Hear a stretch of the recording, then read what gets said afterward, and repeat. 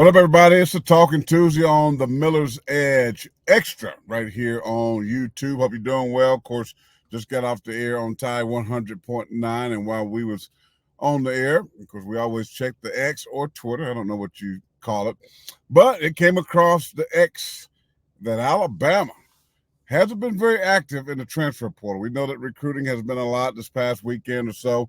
A lot of players in town in Tuscaloosa for their recruiting trip. But LT Overton, why does that name sound familiar? Well, he was an overall 2023 number one recruit until he reclassified to 2022, signed with A&M Jimbo Fisher, and as player, even as a freshman, 31 total tackles. I mean, he's been very active, a big-time guy, is a five-star plus. Well, he said through ESPN today that he is committing to the Crimson Tide, and this is breaking news because we've been talking about how active and how crazy the transfer portal has been. Don't really like it, don't like to pay for play and all that good stuff. But if you're Alabama, and we know how the Tide rolls, we look at the history, right? We look at Jermaine Burton. We look at the tackle, Steve from Vanderbilt. We look at Jamison Williams from Ohio State. We look at these transfer guys that they have brought in along with their recruiting classes as been perfect fits. They've been Sunday guys. And there's no doubt in my mind, that this guy LT Overton, and the LT is not left tackle. That's his name, LT. He's a defensive end slash tackle. I look at him as more of an end based on looking at his tape. But they played him on the outside. I think he can play both ways, about 265. 270. But Alabama, to me, a huge, massive pickup for the Tide, a much-need position, a player that they can plug right in and play. I know, Chris, you're going to talk about who they have right now in the recruiting from last year, five-stars sitting there, haven't played much. But in today's world of transfer portal, you go find the guy that you need. Boeing be leaving. I mean, we look at Tim Smith, Keenan, they've had some guys there, and I'll talk about this more, but my overall opinion is Alabama has not been the same. If I look at their defense, if there's one position group that I said has not been the same, going back to when Christian Miller played, it's the defensive lineman. They don't have the corner wings. They don't have the studs. They don't have guys that we see them playing on Sunday. They got some good guys, but they're not guys that take over games. And when you look at Will Anderson, you look at those other guys that's played, this Dallas Turner, Chris Braswell, they're not really classified, in my opinion, as defensive ends because they play true edge outside linebacker position. But we'll get in all of that. Just throw that out there to get you started, Christian. Big news for the Tide. You know you was around there all weekend. You live in Tuscaloosa. You've been around the program practice. You've seen the guys they've had in there. But is this major news for you? Because for the country to get a five-star plus, this guy was the number one overall recruit for 2023. He just reclassified, and they put him at number 6 in the 2022. Now, he had 2 years left of eligibility, but, man, when you talk about Alabama growing this team, even for next year, even though they're getting ready for the college football playoffs, this, my friend, is a massive pickup. Yeah, it is. And you talked about all the stats and, the things that he where he was ranked coming out of high school, really good football player, played a lot as a true freshman at A&M. This past season as a sophomore, didn't have as big of a role with A&M, but in his interview he talked about some of the shifts in coaching. I think his defensive line coach actually passed away. Just a lot of things going on at A&M. So this would be a nice opportunity for him to hit the reset button. You talked about it. Alabama tends to be picky in the portal. They haven't been very active to this point. They've had a few guys enter their names in the portal, but this is their first addition from the transfer portal. You mentioned some names in the past that Alabama has brought in. Typically, when they bring guys in from the portal, they're looking for some starting caliber players with experience that they can plug in right away. And that's exactly what you're getting out of this young man right here. LT Overton is a guy that's going to be able to play right away. He's that true defensive end in Alabama's scheme. You mentioned it. Alabama is a base 3-4. So he'll be a defensive end in their 3-4 package. But then when they go to their 4-2-5 or their base nickel package, which we see majority of the time, he's still going to be an end, but he's going to be that strong end that you see Justin Boygby play, that you saw Byron Young play, right? I don't necessarily see him being that jack linebacker or jack defensive end position. He's probably versatile enough because you said it, he's about 265, 270 plus. Seems to be pretty athletic, but I think he'll fit in right there as that defensive end, kind of how Justin Boygby plays. where in that base nickel front, he'll play in a 5 technique. Other times he'll slide down to a 4-eye-3 technique. So a really good pickup. I expect him to make a immediate impact. He'll play alongside, Tim Keenan, redshirt sophomore, who'll be coming back next year. He'll be at the nose. You've got Jaheim Otis. Those guys occupying the tackle in those positions. Damon Payne as well. Some young guys like James Smith. So I think he'll fit in nicely. So a really nice pickup by Alabama. And again, I expect him to make that instant impact for the Crimson Tide. So we'll see kind of what else happens in the portal. Again, he is the first pickup for Alabama. I'm sure there'll be several more guys. There's definitely going to be a few more positions of need for Alabama. But right now, you've got to feel very good about them acquiring LT Overton because he definitely is a position of need for the Crimson Tide going into next season. Well, let's get this right here because I want people to understand this. And I mentioned this in the opening of the show. The position group where Alabama has struggled defensively has been the defensive line. And I felt like through recruiting, they haven't done as well. If I was to go back and do a study and a breakdown of who they've recruited since your senior year, I think it's been a letdown. And I think this is the good news of the transfer portal. This is the good news where you're a team like Alabama. You're going to still recruit well, but you'll have a chance. You mentioned this is the first one this year, the 11th one to transfer out of A&M. But you can go find a plug-and-play guy right now that has experience and say, hey, he's coming here in the spring, ready to go. He's going to be a starter. We're probably going to lose these boys, Tim Smith, some others, but I got a much better player. He's projected to be much better. And they're going to do that. They're going to be others. Because I feel like, as much as I like Dallas Turner, I like Chris Braswell with the edge guys, and they play different positions. To be honest with you, they play out of positions a lot of the times because they're not a 5 technique. And to me, it hinders their ability to showcase speed, athleticism, great hips, different things like that. A 5 technique is more of a true defensive end like LT Overton.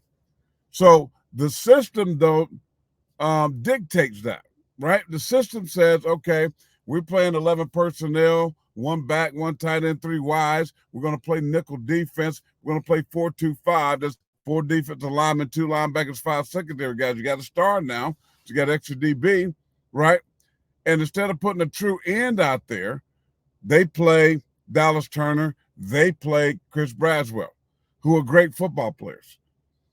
All I'm saying is they need to be more wide guys. They need to be outside. If you're going to play them outside, let them be outside. Let them come off the edge blazing. And when I look at the defense, this is the one thing I can tell you that I don't like. This is the one thing I can tell you I don't like about Alabama's defense because they're playing with 2 basically tackles and 2 outside backers, right? And one of the reasons I felt like they get gashed in the run game is because those 2 edge guys, Turner, Braswell, good run stoppers, but when you put them in that box tight, they have more problems. And I know it's the system, but you've been a part of it. Jamie's been a part of it. Anthony Jennings been a part of it. 24 been a part of it. Ryan Williams. Y'all are edge guys. Y'all are not defensive ends, but you forced to play that way, and they're basically saying we're going to give up some running yards when we're in nickel, and we've seen that pretty consistent, not just this year, but down the road. That being said, this kind of dude is what you need. This kind of dude needs to be an end. This kind of dude needs to be an end alongside defensive tackles who can take up the space on the inside, who can eat up the blocks on the inside, and you have LT Overton. You have true defensive ends at, the end position. Now, if it's pass, if it's 3rd and long, you're not really concerned about the run. You know it's pretty obvious passing. Then you put the Dallas Turner, then you put the Chris Braswell as ends in the game, and you widen them out, and you make offensive tackles uncomfortable. If I have any And I don't have many knocks against Nick Saban's defense, but that would be the one thing that I don't totally agree with. And I think it hurts them, even though they overcome it, especially in the red zone. But out in the open field, I think they struggle a little bit with it. But I like this addition. I hope that they get 2 or 3 more dudes like that, because they got to get back to those D tackles, those D linemen that can change the line of scrimmage, that can play on the other side of the offense, that can make plays in the backfield. And now you got athletic, speed, twitchy, hip guys that can bend the corner, that can beat a tackle inside, that can you can utilize the the defensive athleticism of these dudes. A lot of people don't really think about that because they don't know the game that way. But when you talk about crunching it and bringing it down, 4-2-5 is what I'm talking about. Nickel for Alabama. They play outside linebackers who play their hands in the dirt, which are truly stand-up guys. They play defensive ends who should be the 5 techniques. Now they're forced to move down on the inside. And therefore, I think it takes advantage of them really being phenomenal at sacking the quarterback. They get pressure. They like to push the pocket, but they don't like guys to be able to have two-way goals and make moves and things like that. But I do like the fact when you got a guy that big, that strong like LT Overton, he's a guy that can play both. And then maybe on third down, third and longs, you bring those 5-star that you hadn't played much.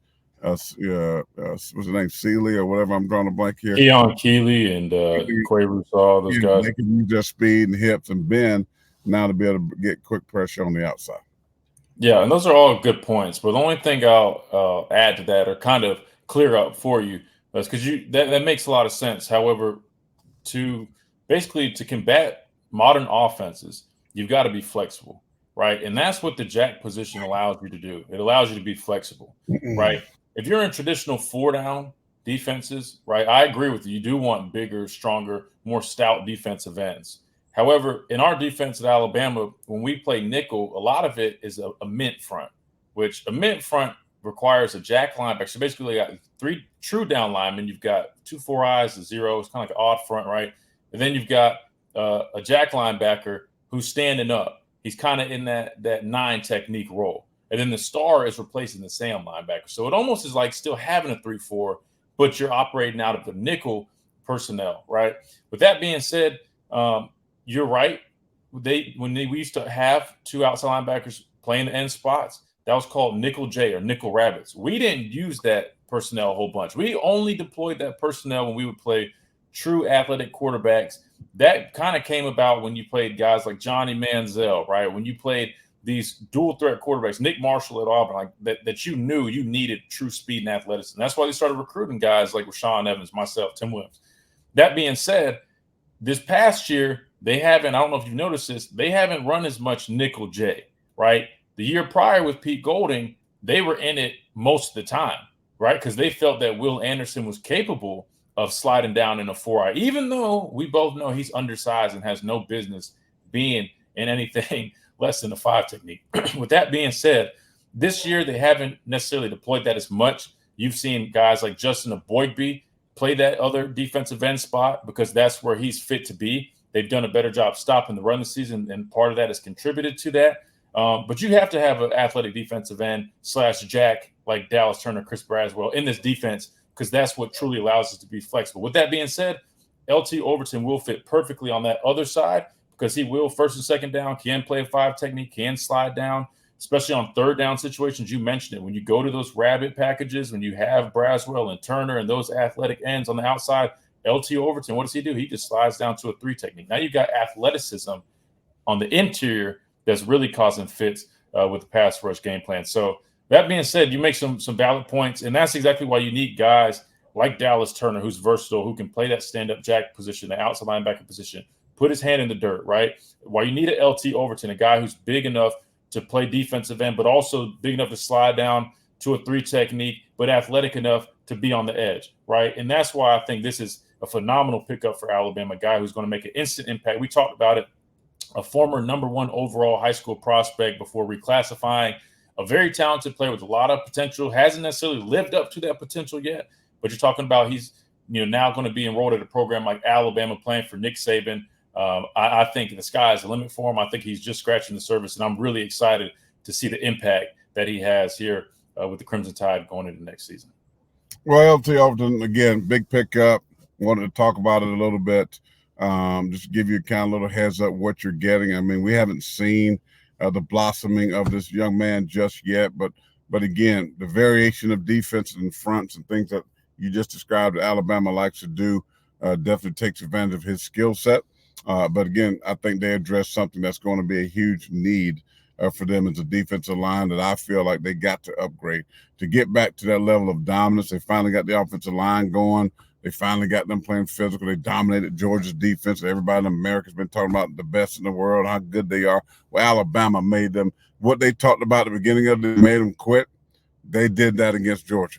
And that's what we've been anticipating and waiting on all season long for Alabama. We saw that against Georgia. Now we got to see the defensive front get back to that level where they dominate offenses, that tackles are shaking in their boots at the edge rusher and the speed, and the tackles are getting direct push and the changing that pocket of the quarterback, that outside pressure is getting sacked. So that guy, LT Overton, transferred from Texas A&M to Alabama, spent the weekend there, a 5-star plus, reclassified for the 23 class, was the #1 overall pick, became the #6 per ESPN in 2022, has played. He has 2 years of eligibility remaining to play for the Crimson Tide. Major pickup, first of the year, the 11th transfer out of Texas A&M.